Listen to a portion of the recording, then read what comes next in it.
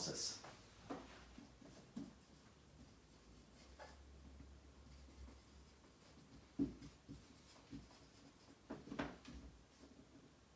As doctor, health,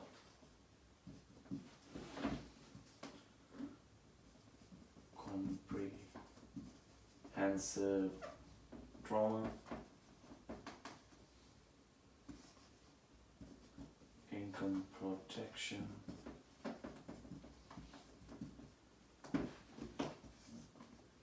severe trauma, permanent disability, death. So that's something explain the disablement process. So let's say somebody gets sick, they go to doctor first, so they go to their GP, they recommend to go to specialists. That's where the health insurance come in. They will pay you for the visit.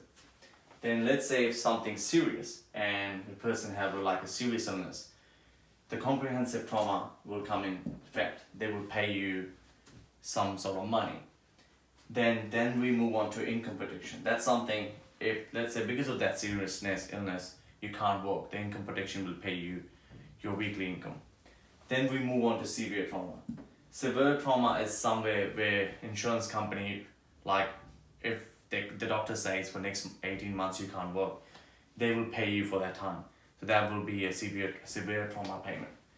Then permanent disability, if the sickness says the person won't be able to work at all, that's where the permanent disability insurance will pay you. And then death, if someone died, and the insurance will pay you then. Next on, lifeline.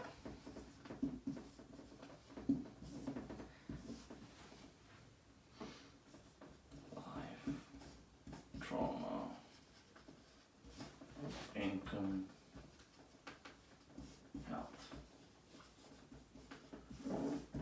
That's another way to explain what the lifeline means. So it says, life insurance will pay you if someone dies. So after the death, they will pay you. Trauma is something where you have a severe disease like heart attack, chronic disease, or stroke, you will get paid from insurance company. Income protection is something which covers your income during the period you can't work. And health insurance is something which will pay for you all the treatment for the hospitals, for your specialists, and any surgeries or anything. Then there's another part of this called transfer risk. It's how a prospective wanted to transfer their risk.